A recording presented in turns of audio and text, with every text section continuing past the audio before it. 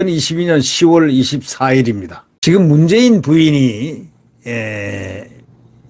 대통령 전용기를 타고 인도 갔다는 것은 이미 국민 여러분이 다 잘 아실 겁니다. 근데 대통령 전용기를 타고 갔더라도 휘장 있지 않습니까? 대통령 휘장. 봉황이 있고 무궁화가 있는 이런 대통령 휘장은 절대 오픈할 수 없는 겁니다. 원래 그게 훈령에 그렇게 나와 있습니다. 절대로 대통령 본인이 탑승하지 않으면은 항공기라든가 기차라든가 모든 데 대통령 휘장을 사용할 수 없게 돼 있는 겁니다. 국가 원수의 상징이기 때문에 그렇습니다. 네. 그런데 김정숙이가요, 김정숙 대통령하고 갔습니다. 휘장, 대통령 휘장을 딱 달고 왔습니다. 마치 그 안에 대통령이 타고 있는 것처럼 말이죠. 그 말 됩니까? 이것도요, 처벌받아야 되는 얘기입니다. 예?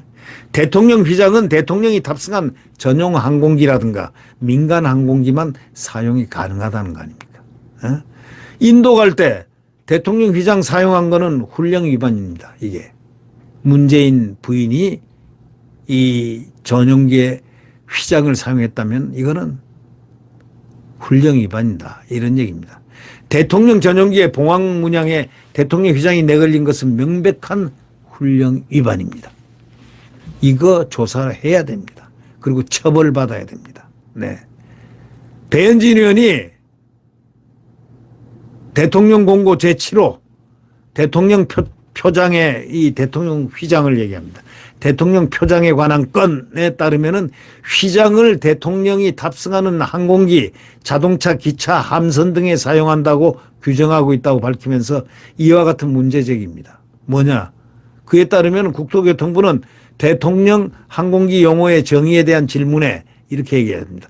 1. 우리나라 대통령이 탑승한 전용 항공기, 민간 항공기. 2. 관련 부처에서 항공교통 업무의 우선권 등을 요청한 외국의 국가 원수 또는 행정수반이 탑승한 전용 항공기나 민간 항공기라고 밝혔습니다. 한마디로 얘기해서 우리나라 대통령 휘장은 대통령이 탑승한 상태의 항공기에만 사용할 수 있습니다. 그러니까 대통령 휘장을 함부로 내걸었을 때는 바로 훈령 위반입니다. 처벌받아야 됩니다. 김정숙 처벌받아야 됩니다. 여기 예를 들었는데 2018년 8월 이낙연 전 총리는 인도네시아 방문, 당시에 공군 1호기를 전용기를 이용했는데 그랬지만은 대통령 휘장을 가렸습니다. 딱 지웠습니다. 예. 2002년 유엔 아동특별총회 참석자 단독 순방에 나섰던 김대중 전 대통령 부인 이희호 여사는 대통령 전용기가 아닌 민항기를 이용했습니다. 예. 이와 달리 문재인 전 대통령의 부인 김정숙은 2018년 11월 인도에 가면서 대통령 휘장을 밖에다 딱 내걸고 대통령 전용기를 탔습니다. 무슨 자기가 대통령이라고 긴박하고 절실한 무슨 사유가 있어서 인도 가는데 대통령 휘장을 달고 전용기를 타고 갔겠습니까? 네. 뭐 때문에 그런지는 모르겠습니다만은 하여튼 이 김정숙은 대통령 휘장을 내건 대통령 전용기에 올라타서 손까지 흔들었습니다. 아이고 참 넘체스럽습니다. 예. 아니 손까지 왜 흔들어댑니까? 우리나라 정치 상황을 모르는 이가 봤을 때는 뭐라고 하겠습니까? 대한민국 대통령은 문재인이 아니라 김정숙 대통령이구나. 이렇게 오해할 수도 있는 부분 아니겠습니까? 그런 손 흔드는 거 아닙니까? 대통령 휘장에다가. 이거에 대해서 배현진 의원이요, 이렇게 얘기했습니다. 대통령 부인 혼자 탄 비행기에는 휘장을 달 수 없는 것으로 명백하게 확인이 됐기 때문에 조금 더 면밀한 조사가 필요해 보인다고 점잖게 얘기는 했습니다만 이거요, 저촉됩니다. 법 위반입니다. 훈령 위반입니다. 네. 오늘 월간조선의 그 박희석 기자가 아주 착실하게 취재를 했더군요. 그 내용에 대해서. 이거는 훈령 위반이라는 겁니다. 이거는. 예? 대통령 휘장은 대통령이 탑승한 전용 항공기나 민간 항공기만 사용 가능하기 때문에 대통령 휘장 사용한 거는 훈령 위반이기 때문에 법 처벌을 받아야 된다는 거예요. 저촉이 되는 거 아닙니까? 문재인 전 대통령께서 한번 대답해 보시죠. 그때는 대통령이 2명이었습니까? 아니지 않습니까? 네, 구독 버튼과 엄지를 눌러주시면 감사하겠습니다.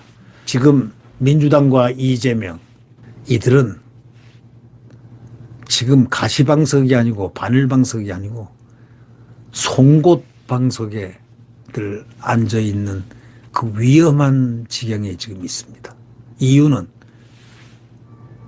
지금 진실의 무기가 이재명과 민주당을 향해서 내려치고 있습니다. 진실의 무기, 정의의 무기, 공정의 무기, 상식의 무기가 민주당을 지금 향하고 있습니다. 이재명, 유동규 보십시오. 유동규가 진실을 풀기 시작했습니다. 지금 벌써 대선 자금 얘기가 파다하게 그 과정 또 그 돈을 나누는 이모 이사 남욱에 잘 아는 그 회사에 있던 그 사람이 돈을 어느 아파트에 지하주차장 어디서 이 날짜까지 전부 다 해가지고 이미 다 CCTV까지 확보가 됐다는 거 아닙니까? 자, 이런 경황인데 지금 비과학적인 수사를 못합니다. 지금 검찰은요, 문재인 정권하고 문재인 정권의 그 검찰들하고요, 문검찰하고 지금 윤검찰은 하늘과 땅입니다. 윤검찰은 과학수사입니다. 법과 원칙입니다. 딱 그것뿐입니다. 자, 이제 조용히 그러나 대한민국 체제는 반드시 수호해야 한다라는 대통령이 확고한 신념이 독트린처럼 나왔습니다. 여러분 아시죠? 주사파는 절대 협치 대상이 아니다. 그들은 반헌법 세력이다. 반국가 세력이란 얘기입니다. 그렇다면 반국가 세력은 여러분 그냥 놔둡니까? 아니죠. 토벌해야 되는 겁니다. 국가의 안녕 질서와 국민의 생명과 재산 보호를 위해서 반국가 세력은 토벌의 대상이 됩니다. 토벌. 네. 대한민국 체제를 자유민주주의를 잘 지키겠다는 대통령의 수호 의지가 어느 때보다도 지금 강합니다. 참 우리 대통령 나라 잘 지킵니다. 우리 대통령 잘 뽑았습니다. 우리 국민들 힘차게 그 대통령을 대성공하는 대통령으로 대한민국을 엄청난 위치로, 세계적인 위치로 올려가는 그러한 대통령이 될 수 있도록 우리가 국민과 합심해서 같이 뛰어야 되겠습니다. 네. 여러분, 구독 버튼과 엄지를 눌러주시면 감사하겠습니다. 오늘도 강건한 하루를 보내시길 바랍니다. 안녕히 계십시오.